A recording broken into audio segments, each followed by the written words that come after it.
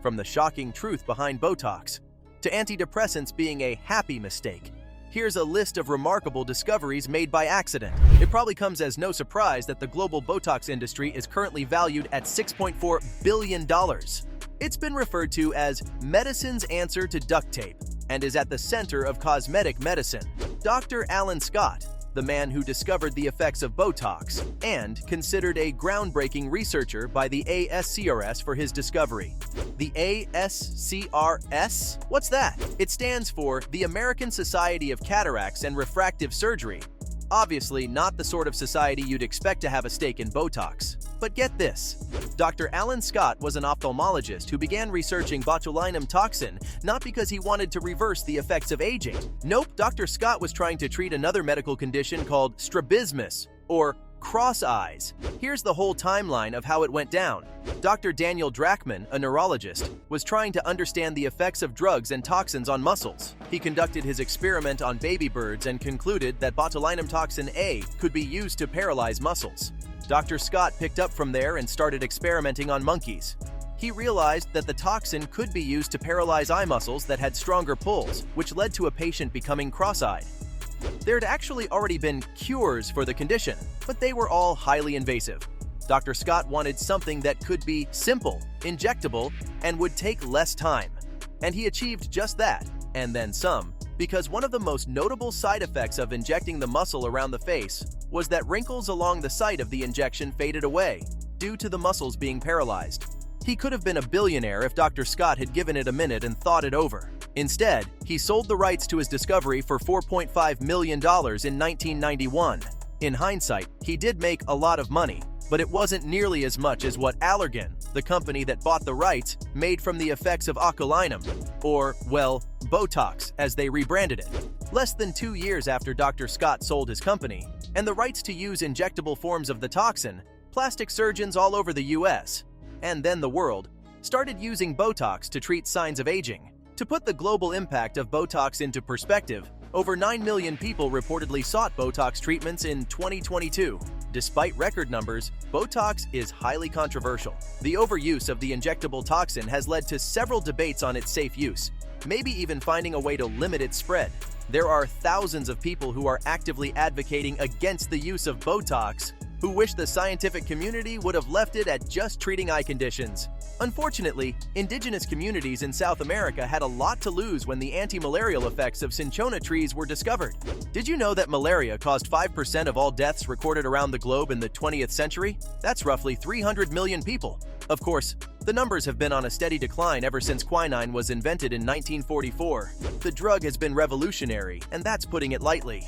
While quinine might not have been discovered by accident, what inspired the drug surely did. Sebastiano Botto, an Italian physician, was the first person to record the effects of the Cinchona tree bark. He'd reportedly heard the Viceroy of Peru, Luis Geronimo, brag about a miracle plant that could reverse the effects of malaria. But how'd they come across it? Well, when the Viceroy's wife was gravely ill from malaria, a local physician claimed he could whip up a concoction that'd cure her. Back in the day, it would have sounded like he was about to sell snake oil. Anyway, the concoction worked, and the Viceroy demanded to know the principal ingredient. Wouldn't you know it? It was the bark of a prevalent tree, the Cinchona tree.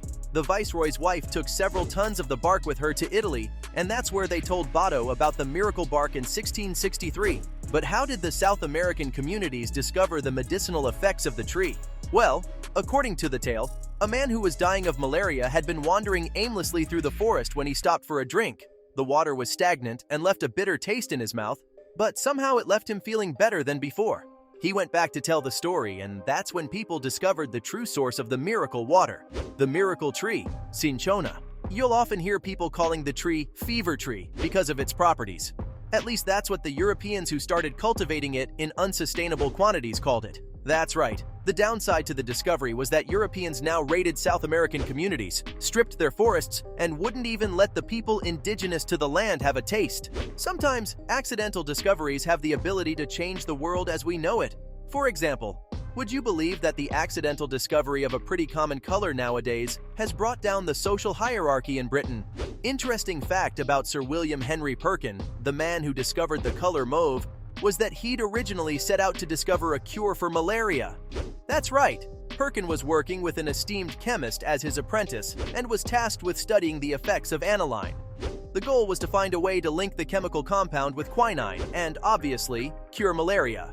Well, that didn't end up happening, but a surprising accidental discovery helped Perkin leave his mark on the world after all. While working in his home lab, he realized that instead of quinine, he'd mixed a slew of chemicals together to form something completely new: the color mauve. Now yes, the color purple already existed, even if mauve didn't. It wasn't the color that was revolutionary, but the way that it had been made. You see, people back in the 19th century used natural substances to make dyes. The process was long and tiresome. So, the rich were able to enjoy a life filled with color, while the poor couldn't. The richest color of them all was purple. The process of extracting the color from natural substances and creating a dye using them involved several variables and was extremely time-consuming. It was obviously also marked up to the point that only aristocrats could afford it. Not only was the discovery accidental, but the way Perkins was able to capitalize on it was also based on sheer luck. Queen Victoria had been sporting purple all her life, and the people wanted to feel the same luxury too. They couldn't afford the palaces, so they settled on the next best thing: Perkins synthetic dyes. This made Perkins a very, very rich man. And to think he was only 15 when he made the discovery, and only 18 when he patented mauve. Just like that, the discovery of antidepressants was a total accident. The first antidepressant was created by chemicals found in rocket fuel, left over from World War II.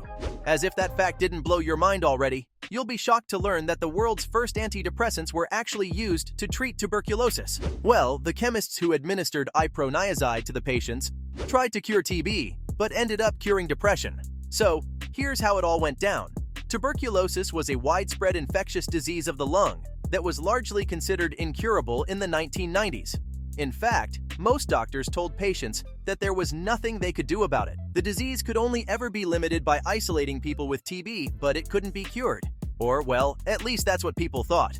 We now know that there's a cure for the infectious disease, and the discovery had a lot to do with the widespread efforts that started around the end of the Second World War. Many soldiers died because of the disease, and those who didn't were at risk of bringing it back home with them. As part of the widespread efforts, two chemists set out to find a cure. They managed to isolate the anti-tuberculosis agents from rocket fuel and administer them to patients with the disease. The patients would tell them that they felt amazing after taking the drug, better than they'd ever felt. You'd think that this meant they were cured, right? You'd be wrong, because they still had the lung disease. It just seemed like they were now more accepting of it. However, once the effects of the drugs wore out, they'd go back to feeling depressed. That's right. Depression, even if it wasn't widely studied, was a recognized mental disorder in the 1950s. However, people weren't too eager to find a cure. They'd much rather spend their time finding a cure for something like tuberculosis. Yet somehow, in the middle of it all, these chemists discovered a cure for depression, which they very aptly started referring to as antidepressants. This isn't to say that the discovery has been wholly welcomed. The controversy surrounding antidepressants revolves around their efficacy, side effects, withdrawal symptoms, and long-term effects. Critics argue they are overprescribed and question the influence of pharmaceutical companies.